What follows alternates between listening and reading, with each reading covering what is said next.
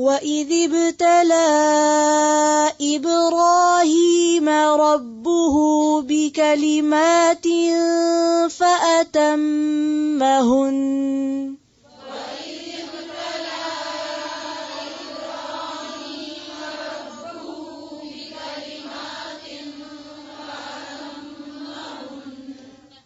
Pencil کہاں ہوگی؟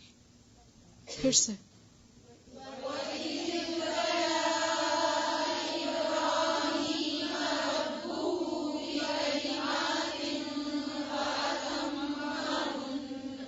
وَإِذِ ابْتَلَىٰ ذال کو کیسے پڑھیں گے؟ کیسے پڑھیں گے؟ نرمی سے. اور ذال کی زیر کو جی باریک. زیر زبر کے درمیان کی چیز نہیں ہونی چاہیے. ذی وَإِذِ ابْتَلَىٰ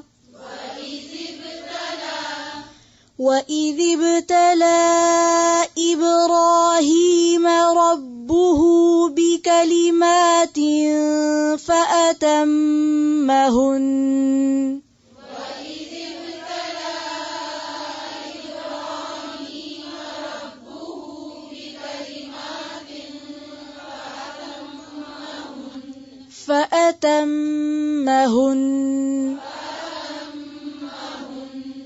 فَأَتَمَّهُنَّ نہیں ہے، فَأَتَمَّهُنَّ.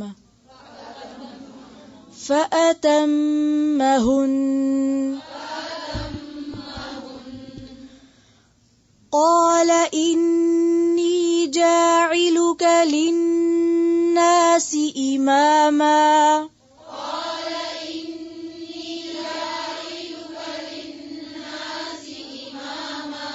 قال إني جاعلك للناس إماما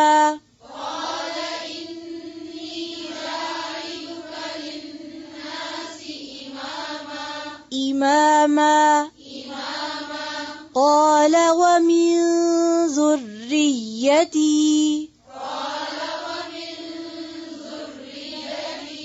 ذريتي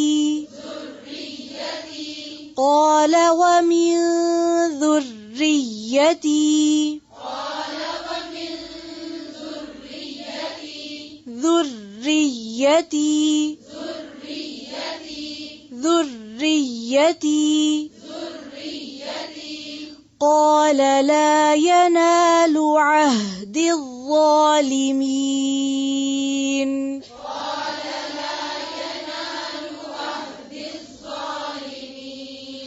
قال لا ينال عهد الظالمين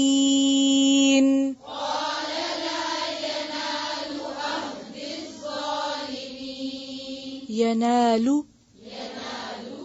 لو نہیں ہے، پھر سے قال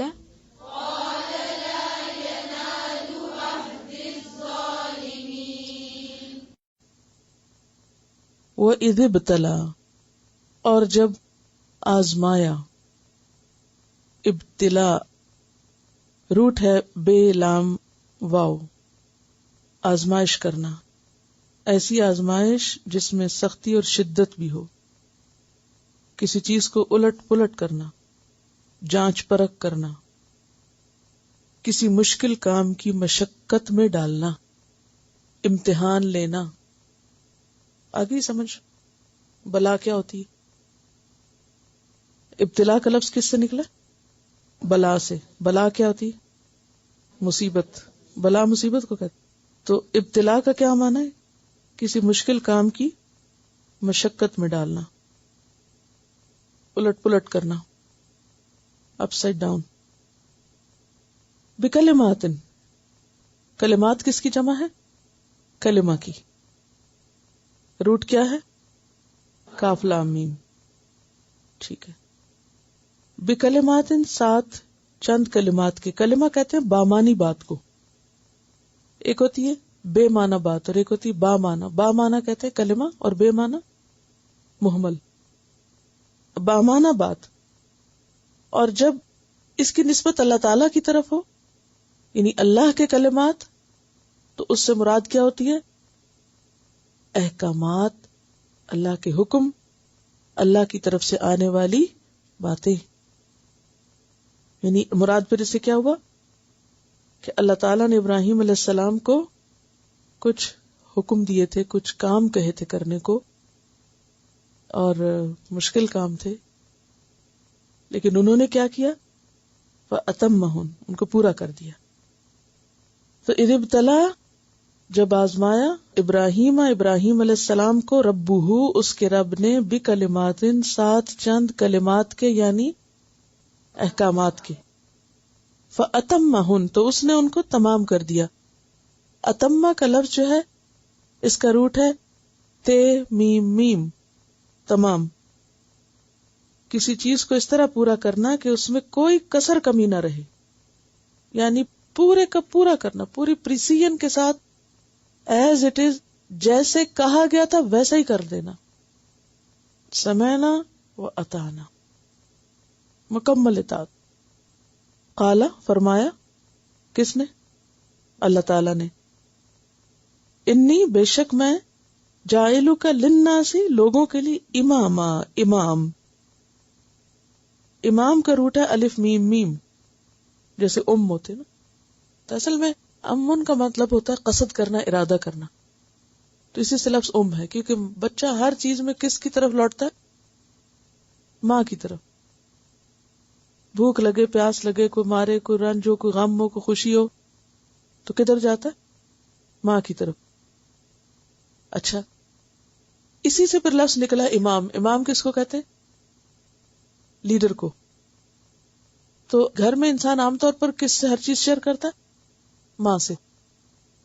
اور کمیونٹی میں لیڈر سے. لیڈر کون ہوتا ہے؟ کسی بھی موقع پر، کسی بھی مشکل میں لوگ اس کے پاس جائیں کہ ہمارا یہ مسئلہ حل کرو، ہمیں یہ پرابلم ہوگی. تو وہ بھی ایک طرح سے ماں ہی کی طرح ہوتے ہیں، یا فادر کی طرح. تو امام کے لیے لفظ پھر پیشوا، مقتدا، یعنی جس کا ارادہ کیا جائے. بیسیکلی معنی یہ ہے. جیسے نماز میں امام ہوتا ہے. اچھا، ایک بات یاد رکھیے، یہ امام نہیں ہے. کچھ لوگ اس کو امام کہتے ہیں. امام سے معنی بدل جاتا ہے. امام کا مطلب ہوتا ہے سامنے. امام ہوتا ہے لیڈر، اور امام ہوتا ہے سامنے. اگرچہ روٹ ایک ہی ہے دونوں کا، لیکن زیر زبر کا فرق ہے، تو معنی کا فرق ہو گیا. تو امام کا معنی جس کو فالو کیا جائے، جس کا ارادہ کیا جائے، جس کے پیچھے جایا جائے. قالا، بولے، عرض کیا، ومن ذریتی، اور میری اولاد میں سے. یہ بالکل نیچرل سی بات ہے نا.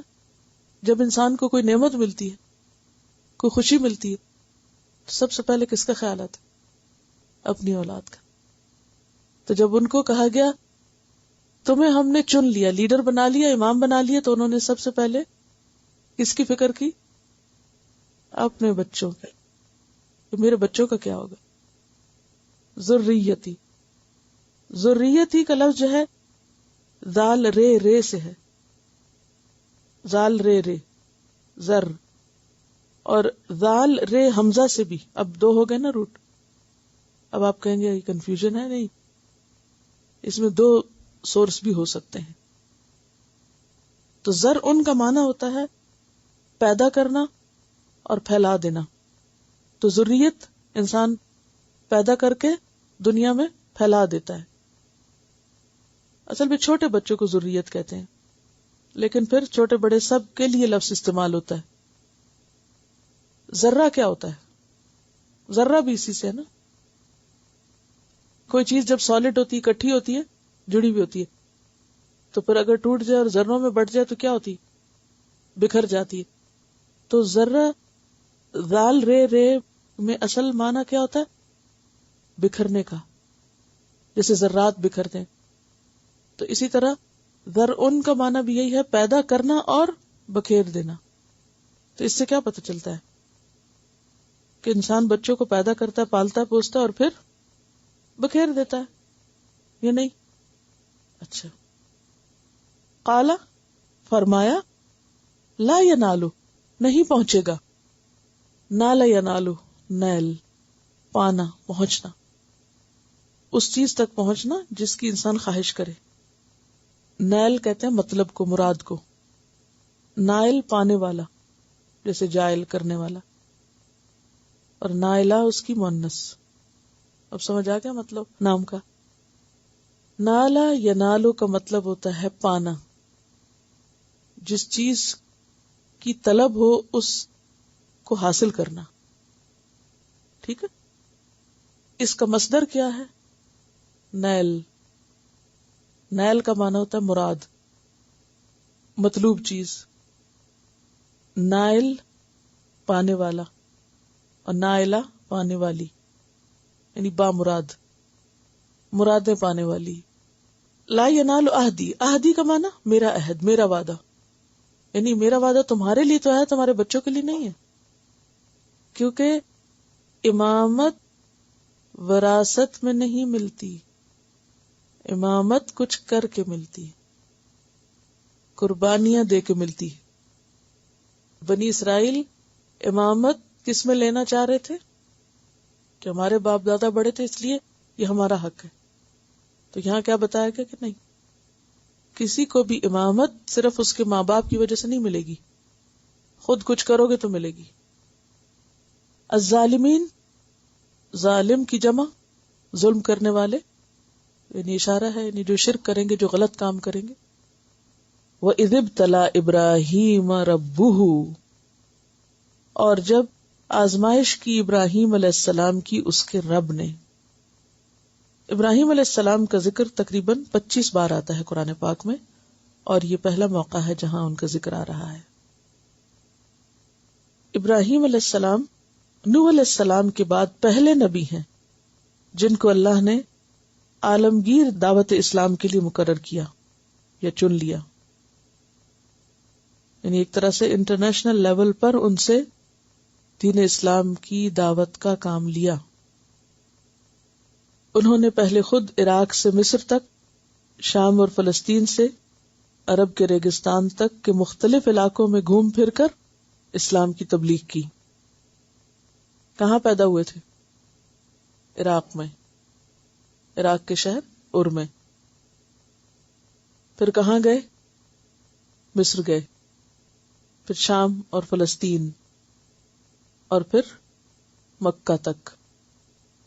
اور کئی سال تک گھوم پھر کر وہ اللہ کا کام کرتے رہے، اور پھر مختلف جگہوں پر مختلف لوگوں کو ایک طرح سے اپنا خلیفہ بنایا یا انہیں اس کام پر مقرر کیا.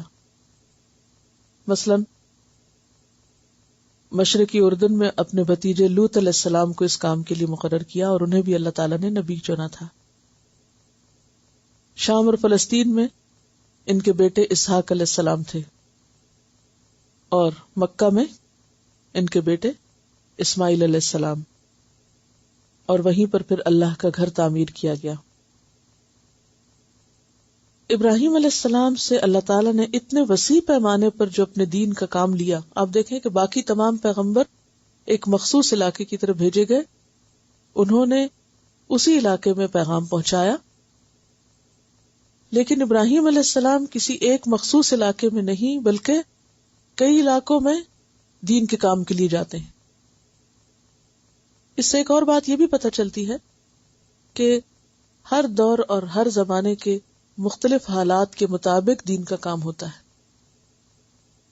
ابراہیم علیہ السلام کے حالات اسی چیز کا تقاضا کرتے تھے، کیونکہ دنیا میں شرک عام ہو چکا تھا، گمراہی اور فساد پھیل چکا تھا. تو صرف ایک خاص علاقے تک ہی تعلیم اور تبلیغ کا کام کافی نہ تھا. تو اللہ تعالیٰ نے ان سے بڑے پیمانے اور بڑے علاقے پر کام لیا، یعنی وہ کسی ایک خاص علاقے تک مخصوص ہو کر نہیں رہے، محدود ہو کر نہیں رہے. تو یہاں پر ہم دیکھتے ہیں کہ ان سے اللہ نے جو اتنا بڑا کام لیا، ان کو جو اتنے بڑے کام کے لیے چنا، تو یہ سب ہوا کیسے؟ یہ امامت اور یہ سعادت ایسے ہی نہیں مل گئی تھی ان کو، بڑی آزمائشوں کے بعد ملی تھی، اور انہی آزمائشوں کا یہاں پر ذکر ہے. وَإِذِ ابْتَلَىٰ إِبْرَاهِيمَ رَبُّهُ بِكَلِمَاتٍ. جب آزمایا تھا ابراہیم علیہ السلام کو، مشقت میں ڈالا تھا ابراہیم علیہ السلام کو اس کے رب نے بکلمات، چند احکامات کے ساتھ، کچھ کام تھے کرنے کو، فأتمہن، تو انہوں نے ان کو پورا کر دیا، جیسے کہا تھا ویسا کر دیا۔ اب آپ دیکھیے کہ یہ جو آزمائش ہے یہ کیوں ہوتی ہے؟ آزمایا کس لیے جاتا ہے؟ امتحان کیوں لیا جاتا ہے؟ امتحان اور آزمائش ایک ہی چیز ہے نا۔ آزمائش کیا؟ مشقت میں ڈالنا۔ تو جب استاد طالب علم سے امتحان لیتا ہے تو اس سے کیا کراتا ہے؟ مشکل کام کراتا ہے، مشقت میں ڈالتا ہے۔ تو اسی طرح اللہ تعالیٰ نے ابراہیم علیہ السلام کو آزمایا تھا، مشکل میں ڈالا تھا۔ تو پہلا مقصد کیا ہوتا ہے امتحان کا؟ قابلیت پرکھنے کے لیے، کون شخص کس کام کے قابل ہے، کیا کر سکتا ہے، اس کی صلاحیت کتنی ہے، اس پہ کتنا بوجھ ڈالا جا سکتا ہے، اس کو کتنی ذمہ داری دی جا سکتی ہے، یہ کس درجے کے کام کے قابل ہے، اس کی قابلیت کتنی ہے۔ اور ذہنی صلاحیت پرکھنے کے لیے، اور اس بات کا پتہ چلانے کے لیے کہ کون کتنی بات سنتا ہے، کتنی سمجھتا ہے، اور پھر اس پر عمل کتنا کرتا ہے۔ تو بہت سے فائدے ہیں۔ امتحان بظاہر تکلیف دہ چیز کا نام ہے، پرمشقت چیز کا نام ہے، لیکن اس میں پڑے بغیر انسان کی صلاحیتیں نکھرتی نہیں، انسان کی خوبیاں ابھرتی نہیں، انسان کی قابلیت سامنے نہیں آتی، کرے کھوٹے کی پہچان نہیں ہوتی۔ تو اللہ تعالیٰ کی طرف سے جب بندوں کا امتحان ہوتا ہے، اللہ تعالیٰ بندے کو جب کسی آزمائش میں ڈالتا ہے تو اس سے مراد کیا ہوتی ہے؟ کہ اس بندے کی تربیت کی جائے، اس کی اخلاقی تربیت بھی ہوتی ہے، اور بندے کی صلاحیت ابھاری جائے۔ جیسے سونے کو آگ میں تپایا جاتا ہے تاکہ صاف سونا نکلے اور میل کچیل نکل جائے، ختم ہو جائے۔ تو امتحان ہوتا ہے کھرے کھوٹے کو الگ کرنے کے لیے، سخت اور نرم کو الگ کرنے کے لیے۔ بندے کو مصیبت میں مبتلا کرنا اٹ سیلف مقصود نہیں ہوتا کہ اس کو پریشان کیا جائے، بلکہ اس کو خالص کیا جائے، چن لیا جائے، صاف کیا جائے، کسی کام کا بنایا جائے۔ جیسے موسیٰ علیہ السلام کے اوپر کافی آزمائشیں آئی تھی، پھر اللہ تعالیٰ نے آخر میں کیا فرمایا؟ وَاصْطَنَعْتُكَ لِنَفْسِي ثُمَّ جِئْتَ عَلَىٰ قَدَرٍ يَا موسیٰ، میں نے تجھے اپنے کام کا بنا لیا، اب تم آئے ہو اصل مقام پہ، اب تمہیں ذمہ داری دی جا سکتی، اب تم قابل ہوئے ہو ذمہ داری اٹھانے کی۔ تو ہر انسان پر مختلف طرح کی جو اللہ کی طرف سے ذمہ داری ہوتی ہے، اللہ تعالیٰ پہلے اس کے لیے اس کو تیار کرتا ہے۔ تو کبھی بھی امتحان سے گھبرانا نہیں چاہیے۔ کچھ لوگ امتحان سے ڈر کے داخلے نہیں لیتے، وہ صرف لسنر بنے رہتے ہیں کہ ہم سن لیں گے، ہم امتحان نہیں دیں گے۔ تو امتحان دینا بندے کے اپنے فائدے میں ہوتا ہے، اس سے گھبرانا نہیں چاہیے۔ انسان کو چیلنجز قبول کرنے چاہیے، اور پھر انسان آخرت کی تیاری بھی اس امتحان سے کرتا ہے۔ ہم نے یہ بھی پڑھا تھا نا کہ امتحان سے کیا فائدہ ہوتا ہے؟ آخرت کی تیاری بھی ہوتی ہے۔ اسی لیے حدیث میں آتا ہے ما یزال البلاء بالمؤمن والمؤمنۃ فی نفسہ وولدہ ومالہ حتی یلقى اللہ تعالی وما علیہ خطیئہ۔ اللہ تعالیٰ مومن مرد کو اور مومن عورت کو مسلسل امتحان میں ڈالے رکھتا ہے، ایک کے بعد ایک امتحان آتا رہتا ہے۔ فی نفسہ، کبھی اس کی اپنی جان پہ کوئی بیماری ہو جاتی، وولدہ، کبھی اولاد میں کوئی آزمائش آ جاتی، ومالہ، کبھی مال کے اعتبار سے اس کو آزمایا جاتا ہے، جاب چلی جاتی یا کوئی اور حالات تنگ ہو جاتے ہیں۔ اور اگر انسان اس پر صبر کرتا ہے اور اس پر شکوہ شکایت نہیں کرتا بلکہ اسے قبول کر لیتا ہے، تو اللہ تعالیٰ سے جب انسان ملتا ہے تو کیا ہوتا ہے؟ حتی یلقى اللہ تعالی، یہاں تک کہ جب اللہ سے ملاقات کرتا ہے وما علیہ خطیئہ، اس کے اوپر ایک بھی خطا باقی نہیں رہتی، سب صفائی ہو چکی ہوتی، مرنے سے پہلے صاف ہو کے جاتا ہے. تو اس لیے آزمائش کو برا بھلا نہیں کہنا چاہیے اور شکوے نہیں کرنے چاہیے کہ میرے ساتھ ایسا کیوں ہو گیا اور ویسا کیوں ہو گیا. اسی طرح ایک اور حدیث میں آتا ہے کہ اللہ تعالی جب کسی کے ساتھ بھلائی کا ارادہ کرتا ہے، اذا اراد اللہ بعبدہ خیرا، جب اللہ کسی کے ساتھ بھلائی کا ارادہ کرتا ہے، عجل لہ العقوبۃ فی الدنیا، تو اس کو جلد ہی دنیا میں سزا دے دیتا ہے یا جلد ہی اس پر کوئی تکلیف آ جاتی ہے. وَإِذَا أَرَادَ اللَّهُ بِعَبْدِهِ الشَّرَّ، اور جب اللہ کسی بندے کے ساتھ شر کا ارادہ کرتا ہے، أَمْسَكَ عَنْهُ بِذَنبِهِ، اس کے گناہ روکے رکھتا ہے، یعنی دنیا میں کوئی اس کو سزا نہیں ہوتی، وہ بہت موجے کرتا ہے، حَتَّى يُوَافِيَ بِهِ يَوْمَ الْقِيَامَةِ، یہاں تک کہ قیامت کے دن جا کے پھر اس کی سزا بھگتتا ہے. اب اس کا یہ مطلب نہیں کہ انسان آزمائشیں مانگے، لیکن جو خود ہی آ جاتی ہیں ان پر صبر کرے اور اللہ کی رضا پہ راضی رہے. ایک اور حدیث میں آتا ہے ان عظم الجزاء مع عظم البلاء، یہ حدیث ہے کہ بڑی جزا، بڑا ریوارڈ، بڑا مقام کس کے ساتھ ہے؟ مع عظم البلاء، بڑی آزمائشوں کے ساتھ. جس کا امتحان بڑا ہے اس کی ڈگری بھی بڑی. وَإِنَّ اللَّهَ تَعَالَى، اور بے شک اللہ تعالی، اذا احب قوما، جب کسی قوم سے محبت کرتا ہے، ابتلاہم، ان کو امتحان میں ڈال دیتا ہے. اللہ تعالیٰ جب کسی شخص کے ساتھ یا کسی انسان یا کسی گروہ کے ساتھ محبت کرتا ہے تو ان کو آزماتا ہے. فمن رضیا، تو جو راضی ہو گیا کہ یا رب راضی ہے تیری رضا پہ، جو تو چاہے، فلہ الرضا، تو اس کو بھی رضا ملتی ہے. رضی اللہ عنہم ورضوا عنہ. ومن سخط، اور جو ناراض ہوا اللہ سے، ایسا کیوں ہوا، فلہ السخط، تو اللہ کی اس پر بھی ناراضگی آتی ہے، اللہ اس سے بھی ناراض ہو جاتا ہے. تو جب اللہ تعالیٰ انسان کو اس کی کسی بھی چھوٹی چیز یا بڑی چیز میں امتحان میں ڈالتا ہے تو اس کے لیے اجر لکھتا ہے. حدیث میں آتا ہے ما یصیب المسلم من نصب ولا وصب، مسلمان کو کوئی تکلیف، تھکاوٹ، پریشانی کچھ بھی جو آتی ہے، ولا ہم ولا حزن، کوئی غم اور کوئی دکھ اور فکر، ولا اذن اور اذیت، ولا غم اور غم، حتی الشوکۃ یشاکھا، یہاں تک کہ کانٹا بھی جو اس کو چبھتا ہے، الا کفر اللہ بہا من خطایاہ، مگر یہ کہ اللہ تعالیٰ اس کے عوض اس کی خطائیں دور کر دیتا ہے. کیونکہ وہ حدیث میں آتا ہے نا من یرد اللہ بہ خیرا یصب منہ، اللہ جس سے بھلائی کا ارادہ کرتا ہے اس کو آزمائش میں ڈال دیتا ہے، اس کا امتحان لے لیتا ہے، تاکہ پتہ چلے کہ یہ بندہ کتنا کھرا ہے، کتنا سچا ہے.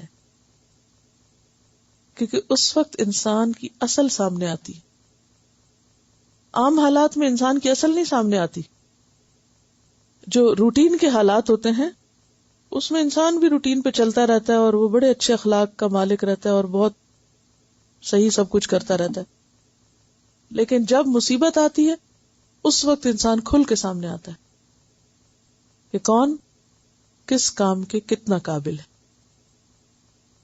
تو اللہ تعالیٰ نے چونکہ ان کو امام بنانا تھا، لیڈر بنانا تھا، تو اس لیے کیا کیا، پہلے ان کی آزمائش کی.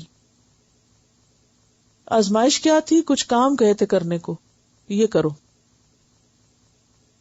وہ کام کیا تھے اس کے بارے میں کچھ روایات میں آتا ہے کہ سب سے پہلے توحید کا حکم تھا، نماز تھی، زکوٰۃ تھی، بھلائی کا حکم کرنا، برائی سے روکنا، طہارت کرنا. اور طہارت میں کئی ایک چیزیں، مونچھوں کا کترنا، کلی کرنا، ناک میں پانی ڈالنا، مسواک کرنا، مانگ نکالنا، ناخن کترنا، بغل کے بال صاف کرنا، اور ختنہ کرنا، اور غسل جمعہ اور طواف اور جو مناسک تھے وہ لغو باتوں سے منہ پھیرنا، شرمگاہ کی حفاظت کرنا، امانت ادا کرنا، وعدہ پورا کرنا، قیامت کو سچا جاننا، عذابوں سے ڈرنا، سچی گواہی دینا، عاجزی کرنا، خیرات کرنا، روزہ رکھنا، کثرت سے ذکر کرنا، اور کچھ اسی طرح کی اور باتیں. یہ چند ایک احکامات دیے تھے کہ یہ کرو. انہوں نے سارے کے سارے کی جیسے کہتے ویسے کیے. اب آپ دیکھیں کہ یہ احکام انہی کے لیے نہیں تھے، صرف ہمارے لیے بھی. کچھ اس میں آپ دیکھیں مشکل کام ہے، بڑے کام ہے، اور کچھ بالکل ہی چھوٹے چھوٹے کام ہیں. بعض اوقات ہم بڑے بڑے کام کر لیتے، چھوٹے کاموں سے غفلت کرتے. مثلا یہاں انہیں مسواک کرنے کا حکم ہم سب کے لیے بھی ہے، لیکن فرض کے درجے میں ہم کہتے کوئی فرض ہے، کیا فرق پڑتا ہے، نہیں کرتے. یہی تو امتحان ہے کہ حکم بڑا ہے یا حکم چھوٹا سا ہے. اسی طرح آپ دیکھیں ناخن کاٹنا، ہم میں سے کتنے لوگوں کے لیے آزمائش ہے ناخن کاٹنا. ہم ناخن کاٹی قربانی نہیں دے سکتے، خصوصاً خواتین. ہم کہتے ہیں کہ ناخن کاٹ دی تو پھر تمہارے ہاتھ ہی خوبصورت نہیں لگیں گے. تو یہ چھوٹے چھوٹے امتحان بھی ہیں اور بڑے بڑے امتحان بھی ہیں. پھر جسمانی صفائی، بہت سے لوگ اوپر سے تو میک اپ وغیرہ کرتے ہیں مگر اندر کی صفائی کا بالکل خیال نہیں کرتے، جس سے کبھی بھی ان کے جسم یا ان کے پاس اسمیل نہیں جاتی. وہ کس لیے ظاہر صاف کرتے کہ ظاہر لوگوں کو نظر آتا ہے، باطن کیوں نہیں صاف کرتے، کسی کو نظر جو نہیں آتا. تو یہ بھی تو ایک امتحان ہے نا. جب اللہ کا حکم سمجھ کے انسان کوئی کام کرتا ہے تو پھر سب کام کرنا اس کو آسان ہو جاتا ہے. یہ لوگ اس کو ذمہ داری سمجھتا ہے. یعنی اگر آپ یہ لسٹ پڑھیں تو آپ کو حیرانی ہوگی کہ کہاں ایک طرف عبادات اور کہاں ایک طرف چھوٹی چھوٹی باتیں. تو یہ اس وجہ سے ہے کہ امتحان ہوتا ہے، چاہے اس میں کوئی سوال بہت بڑا اور چاہے وہ بالکل چھوٹا. انسان چھوٹی چھوٹی چیزوں میں بھی آزمایا جاتا ہے اور بڑی بڑی چیزوں میں بھی آزمایا جاتا ہے. آزمائش بڑی بھی ہو سکتی ہے، چھوٹی بھی ہو سکتی ہے، کوئی بھی ہو سکتی ہے. اپنی جسم میں بھی ہو سکتی ہے، طبیعت کی خرابی سے، اولاد میں ہو سکتی ہے کہ وہ بات نہیں مانے یا وہ نہ کرے جو آپ چاہیں، اور دوسری چیزوں میں بھی. تو یہ ابراہیم علیہ السلام نے جو کہا گیا وہ پورا کر دکھایا. اور اس کے علاوہ آپ دیکھیں کہ ابراہیم علیہ السلام کون سی چیز سے جس میں نہیں آزمائے گئے تھے. اپنی ذات، یعنی انہیں آگ میں پھینکا جانے کے لیے کہا گیا. اپنے والدین جو محبوب ہوتے ہیں انسان کے، ان کی طرف سے آزمائے گئے. گھر چھوڑنا پڑا، ملک چھوڑنا پڑا، کبھی کہیں جانے کبھی کہیں. اور آپ دیکھیے یہ آج کل کے سفر تو آسان سفر ہیں. اس دور میں ایک شخص اٹھتا ہے عراق سے، ابھی ذرا نقشہ اگر آپ سامنے رکھیے ابراہیم علیہ السلام کی جرنی کو دیکھیے. عراق سے اٹھتا ہے فلسطین، مصر، پھر مکہ. یہ سارا سفر آج بھی اگر بائی روڈ آپ کریں تو آپ کو کئی دن لگے. لیکن کس طرح ابراہیم علیہ السلام ایک بچہ کہیں ہے، ایک بچہ کہیں ہے، اور 4000 سال پہلے یہ سب کر رہے ہیں. آج کی بات نہیں ہو رہی، اور یہ اللہ کی خاطر. آج اگر ہم ایک جگہ سے دوسری جگہ اٹھ کے پڑھانے چلے جاتے ہیں تو کوئی کمال کی بات نہیں، کیا مشکل ہے، جہاز ہیں، سفر آسان ہے. لیکن اس دور میں بچپن میں بچے کو چھوڑا، کئی سال جا کے بعد دوبارہ دیکھا. ہمیں تو 2 دن چھوڑنا پڑے، 2 دن کیا ہے، چند گھنٹے چھوڑ کے آتے تو واپس جا کے رونے لگتے ہیں، کیا بچوں کے ساتھ ظلم کر رہے ہیں.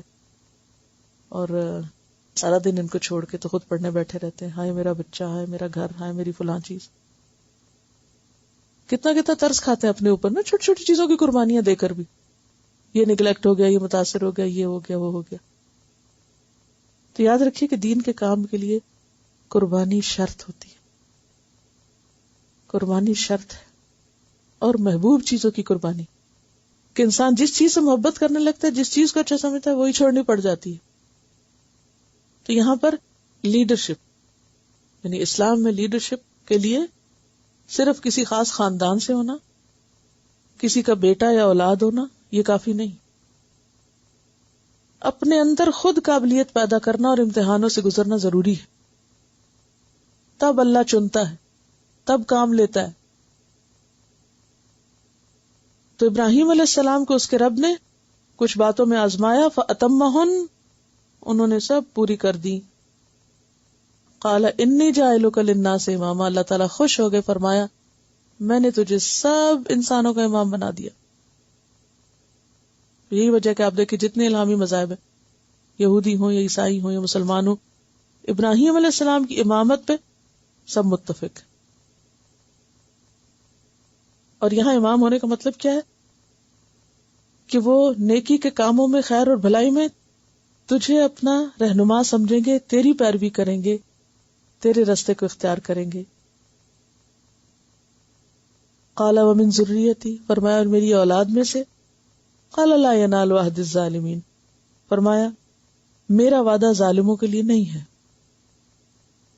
آپ کی اولاد میں سے جو اچھے کام کرے گا اس کو یہ نعمت دوں گا، جو نہیں کرے گا اس سے نعمت دے کے بھی لے لوں گا. جیسے بنی اسرائیل کے ساتھ، بنی اسرائیل بھی تو انہی کی اولاد ہے، اور اس کے بعد امت مسلمہ. اور آج ہم دیکھتے ہیں کہ امت مسلمہ نے اگر یہ سب کیا، یعنی اپنی اصل ذمہ داری اور اپنی اصل ڈیوٹی چھوڑی، تو ان کے لیے بھی دنیا میں رسوائی ہوگی. تو امت مسلمہ کی بھی اصل عزت کس میں ہے؟ اس کام میں ہے. جب تک امت مسلمہ اپنی یہ ذمہ داری نہیں نبھائے گی. کیا ذمہ داری؟ اللہ کا پیغام بندوں تک پہنچانا. باقی سارے عمل ہیچ ہیں، سب چیزیں چھوٹی. اسی لیے آپ دیکھیں کتنی بھی مسلمان ملکوں کے پاس کیسی کیسی دولت، کیسے کیسے وسائل، کیسے کیسے لوگ، سب چیزیں تھی، مگر ساری کوششیں ایسا لگتا ہے جیسے کوئی ٹھوکر مار کے گرا دیتا ہو. قبول ہی نہیں، یہ تو چاہا ہی نہیں تم سے، چاہا تم سے کچھ اور ہے، اور وہ تم کرتے نہیں ہو. جب تک وہ نہ کرو گے عزت نہیں لوٹے گی. لہم فی الدنیا خزی کیوں کہا گیا؟ اسی لیے کہا گیا. تو اللہ نے اگر کتاب دی ہے اور چنا ہے تو پھر مطالبہ کیا ہے کہ باقی بندوں کو میرے راستے پہ لاؤ. اب آپ دیکھیں کہ ایسا نہیں تھا کہ ابراہیم علیہ السلام کی یہ خواہش یا یہ دعا بالکل رد کر دی گئی، وہ من ذریتی، کہ ان کی اولاد میں یہ نہ آئی نعمت. ان کی اولاد کو بھی چنا اللہ نے. سورۃ العنکبوت کی آیت 27 میں آتا ہے وَجَعَلْنَا فِي ذُرِّيَّتِهِ النُّبُوَّةَ وَالْكِتَابَ، کہ ہم نے اس کی اولاد میں نبوت بھی رکھی اور کتاب بھی رکھی. آپ دیکھیں کہ بنی اسرائیل میں کتنے زیادہ پیغمبر آئے. کون کون آئے؟ اسحاق علیہ السلام، یعقوب علیہ السلام، پھر اولاد یعقوب میں سے یوسف علیہ السلام، پھر اس کے بعد آپ دیکھیں موسیٰ علیہ السلام، یوشع علیہ السلام، زکریا، یحییٰ، سلیمان، داؤد، یونس علیہ السلام. یہ سب کون تھے؟ بنی اسرائیل کے پیغمبر تھے. سینکڑوں کی تعداد میں بنی اسرائیل میں اللہ نے پیغمبر. یہ کس کی اولاد تھے؟ ابراہیم علیہ السلام کی اولاد تھے. اور دوسری طرف بنی اسماعیل میں سے اسماعیل علیہ السلام کے بعد حضور صلی اللہ علیہ وسلم. ان بیچ کے سالوں میں نہیں آیا کوئی پیغمبر. آخری پیغمبر پھر آپ ہی کی اولاد میں سے آئے. اور جتنی بھی کتابیں ہیں وہ ساری آپ ہی کی اولاد میں ملی ہیں. آپ ہی کی اولاد کو ملی ہیں سب کتابیں. تورات ہو، زبور ہو، انجیل ہو، قرآن ہو. اس سے کیا پتہ چلتا ہے کہ بندہ جب اپنے بعد اپنی اولاد کے لیے مانگتا ہے تو ایسا نہیں کہ اللہ اس کو نہیں دیتا، اس کو بھی دیتا ہے. ہم نے اس کی اولاد میں نبوت اور کتاب رکھی کیونکہ انہوں نے اپنے ساتھ فوراً بچوں کے لیے بھی مانگا تھا.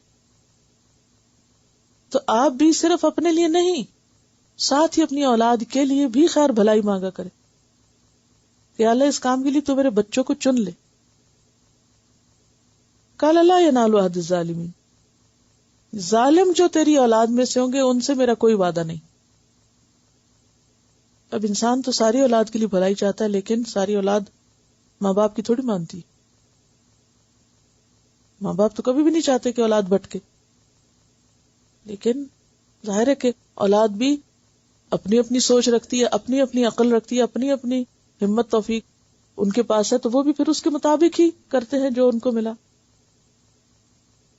حدیث میں آتا ہے من بطأ به عملہ لم یسرع به نسبہ، جس کو اس کا عمل پیچھے چھوڑ گیا اس کا نسب اسے آگے نہیں بڑھائے گا کہ وہ کس خاندان کا بچہ ہے. صرف خاندان نہیں کام آئے گا جب تک خود نہیں کچھ کرو گے، جب تک خود عمل نہ ہوگا. اور یہاں یہود کے اس عقیدے کی بھی تردید ہے کہ وہ کیا کہتے تھے، لن تمسنا النار الا ایاما معدودہ، ہمیں کوئی آگ نہیں چھوئے گی مگر چند دن. کس لیے؟ نحن ابناء اللہ و احباء، ہم اللہ کے بیٹے ہیں، اس کے پیارے ہیں، پیغمبروں کی اولاد ہیں، ہم پیغمبروں کی اولاد ہیں. ہمارے